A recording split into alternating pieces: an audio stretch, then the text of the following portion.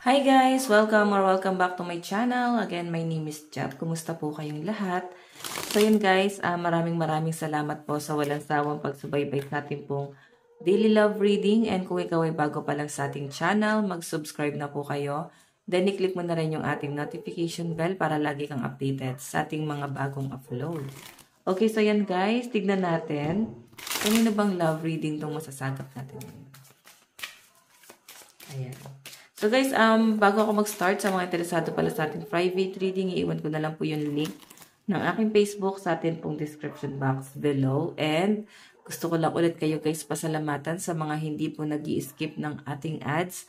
Maraming salamat po. Sobrang laking tulong po niyan para sa pag-grow ng ating channel. Okay, so thank you. Okay, so balik tayo guys sa reading natin. Kanina bang love reading natanggap natin ngayon?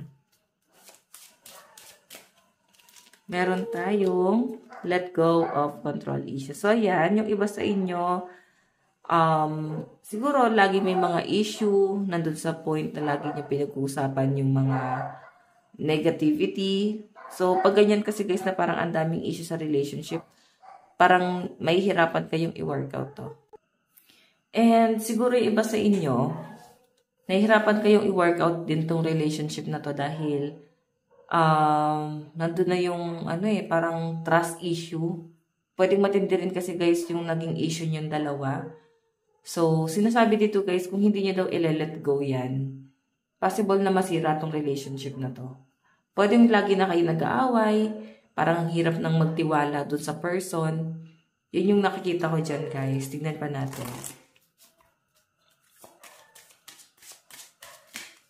Meron tayong separation, di ba? Yun, no? Pwede naghiwalay na kayo na itong taong to.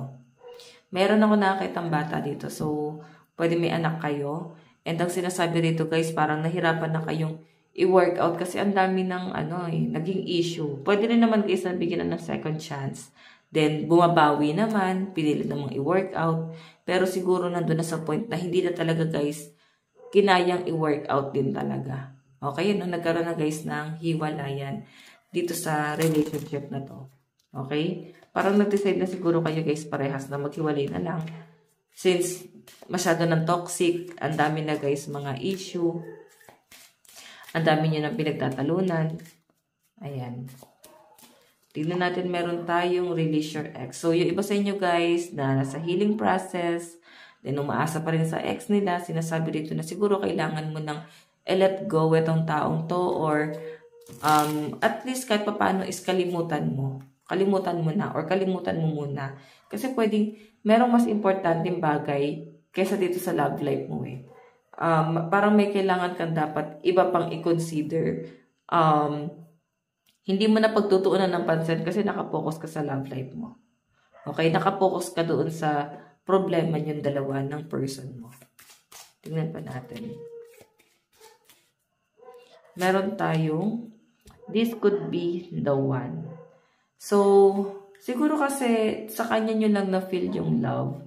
Sa kanya nyo lang na-feel yung parang nag-effort talaga sa inyo. Binigay talaga lahat sa inyo. And maaaring dumating na lang din talaga sa point na naging toxic na siya. Kasi ang dami na guys naging issue. Okay? Then ngayon na nagkaroon na ng hiwalayan sa inyo, parang kailangan mo munang i-let go tong taong to. Para na rin sa peace of mind mo. Okay? Ayan. You've already met the romantic partner you seek. Iba sa inyo, pwedeng on and off kayo eh. Naghihiwalay, nagsasama ulit, naghihiwalay, nagsasama ulit. Paulit-ulit na scenario hanggang sa parabang nagsasawan. Okay, tingnan natin guys, ano yung magiging impact, no? Ano yung outcome? Tingnan natin. Kanina po itong love reading spirit guide. Kasi siya naging sa mga aso. Okay, so meron tayong, ayun no. So yung nagiging problema ngayon, dahil wala nga kayong collaboration, hindi kayo nagtutulungan, may na-stuck doon sa connection. Like, merong isa dito sa inyo, nahirapan ng umalis doon sa, sa relasyon, nahirapan ng umalis doon sa, kung nagkaroon kayo ng hiwalayan, pwede yung isa na-stuck lang doon, hindi na umusad, no? Okay? Pagkatapos ng hiwalayan, yung isa talagang steady na lang siya doon, tapos yung isa nagpatuloy sa buhay. So, siguro person mo to guys na parang na-stuck pa rin siya doon. Okay? Siguro kung may magtatanong dito na ba't hindi naman siya gumagawa ng hakbang. Kasi, tignan nyo naman guys, oh, kahit gumawa pa siya guys ng hakbang dito, i-work out pa niya to relationship na to. Parang hindi na din guys worth it. Kasi nandun na sa point na lagi na lang guys na pag-uusapan yung mga issue. Paulit-ulit na scenario. Tignan pa natin. Meron tayong nightmare. Naku, sobrang nahihirapan palang matulog tong person mo ngayon. Sobrang nagsasuffer siya ngayon. Okay? Hanggang sa pagtulog niya, naiisip niya yung nangyari sa relasyon niyo, naiisip ka pa rin niya. Mahal na mahal ka pa rin itong taong to, pero siguro hinayaan na lang din niya na magkaroon ng ending na dito sa relationship na to. Kasi, ang malinaw na pinapakita sa akin dyan, guys, binigyan ka na rin niya ng kalayaan. Since ito rin siguro yung hinihiling mo sa kanya. Okay? Or hiniling niyo parehas. Meron tayong accident. Ayan. Diba? Napaka-clumsy ng person mo. Maski siya, nasasaktan niya yung sarili niya ngayon. Alam mo yung feeling na nagiging ano siya, clumsy siya. Like, konting kilos niya lang kahit nasasaktan siya, kahit na nasusugatan siya, parang wala na siyang pakiramdam. Ayan, pwede may nangyari pang accident dito sa taong to. Hindi man guys literal na parang nabangga. Pwede sa ibang bagay. Meron siya guys matindi pinagdadaanan ngayon. Matinding problema na pinagdadaanan ngayon. Meron tayong collaboration. So, ngayon nangihingi siya guys ng guidance sa ibang tao. Mga kaibigan niyo na panguhugutan niya ngayon ang lakas ng loob. Siguro parehas kayo. Okay, mga kaibigan niyo yung nakakatulong sa inyo ngayon. Okay, yung nalalapitan niyo ngayon. Endorsement. Ayan, no? Sobrang tahimik, grabe. Grabe to guys, no? As in, nade-depress tong taong to ngayon. Ayaw niya guys kasi humingi ng tulong. Siguro advice okay na sa kanya. Pero yung humingi pa ng tulong, ayaw niya yon. And ang malinaw na pinapakita sa akin dito, sobra, no? Nandun na siya sa pinaka downside ng buhay niya ngayon. Okay? Sobrang down to earth niya rin ngayon. So, pag ganyan kasi sobrang baba ng confident, nahihiya yan guys, na isipin pa siya ng ibang tao. Ganun yung nangyayari sa kanya ngayon. Okay? Tingnan pa natin. Nararamdaman sa inyo ng person mo. Ano yung nararamdaman ni person sa iyo ngayon? Homeless. Diba? Feeling niya, nawalan siya ng pangarap, nasira yung mga pangarap niya sa buhay. So, feeling niya isa siyang malaking failure ngayon. Isa ka sa mga trophy niya eh. Isa ka sa mga success niya. Yun nga lang, nangyayari sa kanya to ngayon. And nakikita ko yung paghihirap niya ngayon. No? Siguro naging magaan ang buhay niya na magkasama kayo. Pero ngayon kasi guys, mukhang naghihirap to. Okay, tignan natin ano yung magiging. Okay, ano yung tingin ng person mo sa'yo ngayon? Goal. Diba? Tingin niya sa'yo is someone na may goal talaga sa buhay. Masipag, madiskarte. And sa inyo nga siya nahahawa. Okay? Kumbaga, nung nandun siya sa feeling mo, may halaga yung buhay niya. Ngayon, parang feeling niya, wala nang saysay. Okay? Nawala na siya guys ng pag-asa na magpatuloy. Ganun yung energy.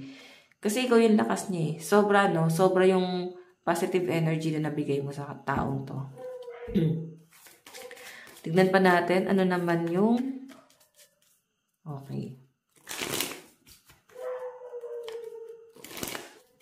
Ano naman ang magiging hakbang niya? Ayan, success.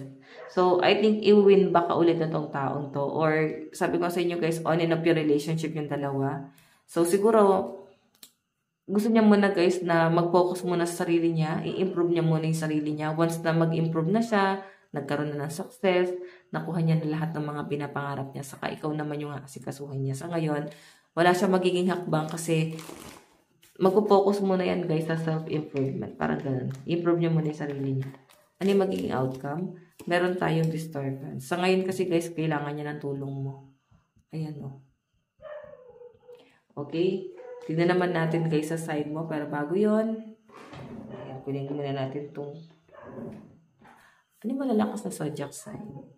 Meron tayong Libra, Scorpio, Sagittarius, Capricorn, Virgo, and Leo. Meron tayong Gemini, Taurus, Aries, Cancer, Leo, and Virgo. Sa side mo naman, ano yung nararamdaman mo sa person mo? Nararamdaman mo sa person mo? Meron tayong fright. Grabe yung takot mo sa taong mo. Grabe, no? Nakikita ko yung stress, na-depressed, trauma mo sa taong to. Grabe. Grabe yung sakit na napagdaanan mo rin. Kung siya nahihirapan mo kang ikaw sobrang nahihirapan din dito. Tignan pa natin guys, ano naman yung tingin mo kay person. Tingin mo sa person mo ngayon. Meron tayong success. Parehas kayo guys, na parang lakas nyo yung isa't isa. So, siguro pag-usapan nyo rin, no? Baka kaya nyo pang ayusin to. Sabi ko sa inyo guys, on and off kayo. Sobrang toxic lang ng relationship nyo kasi may mga past issue na. May mga nanggugulo, may nakikisali. So, ayan, ganun din yung tingin mo sa person mo na parang siya yung parang kabilang paa mo. Parang siya yung kaliwang paa mo. Ngayon parang piling mo na pilayan ka nung nawala siya. Ayan, grabe din yung pinagdadaanan mo ngayon. Okay? Tignan natin ano yung magiging hakbang mo dito sa connection yung dalawa. Meron tayong confinement. Wala, magpapaka-emote ka lang dyan guys. Dadamdamin mo na lang yung mga sakit na nangyari. Okay? Stuck ka dito. Parang nakikita ko sa inyo guys, parang i-feel mo na nasasaktan ka hanggang sa makarecover ka. Hanggang sa na-immune ka na. Tignan naman natin guys, ano naman yung magiging outcome mo. Outcome. Meron tayong compromise. Ayan. Pwedeng may karelasyon na siyang iba or pwedeng may third party involved. Yun yung outcome. So, pwede rin naman guys na wala siyang karelasyon ngayon, walang third party. Pero kasi baka kung kailan gusto mo siyang i-pursue, meron na siyang ibang person. Ayan. Okay? Kung kailan ma-feel mo na mahal mo pala talaga siya or baka habulin mo siya kung kailan meron na siyang iba rito. Ayan, may nakikita akong pagtatalo. Okay? Tignan natin guys, ano yung magiging, ano yung zodiac sign sa side mo. Ayan, Libra, Capricorn, Pisces, Aquarius, Taurus, and Gemini. Taurus, Aries, Gemini, Pisces, Cancer, and Aquarius. So, kuha tayo guys ng 3 cards. Saan napapunta yung connection ng dalawa? Meron tayong, ayan. Napaka-ganda nito guys, no? Marami nagkakagusto sa'yo. So, I think, magpo-focus ka muna sa sarili mo. Ayan. Pero hindi ka muna magsiseryoso talaga sa love life. Okay na sa'yo yung parang may ina-entertain. Ganyan yung nakikita ko sa'yo. Then, si person mo, ayan, lumalaban pa rin sa buhay. Magkakaroon ng communication dito, pero yung communication na to parang magtatalo pa kayo. Grabe. So, tignan natin guys, love advice. Meron tayong flirt. Naku. Worth waiting for. So, i-flirt ka pa rin itong taong to and I think mag-aantay ka pa rin. Ayan. Tignan natin, love advice. A message ni person sa'yo. Ano yung message ni person mo sa'yo? Meron tayong, do you miss me the way I miss you? So, namimiss ka niya. Lugmok nga siya, diba? Tignan natin, meron tayong, I need to sort things out first before can come to you. So, gusto niya munang maayos yung sarili niya bago kanya i-pursue. Meron tayong, we were always meant to meet. It was written in the star. Ayan. So, naniniwala siya na ikaw yung endgame niya. So, guys, ito lang po ang inyong daily love reading. Bukas po ulit. God bless and love you. Bye-bye po.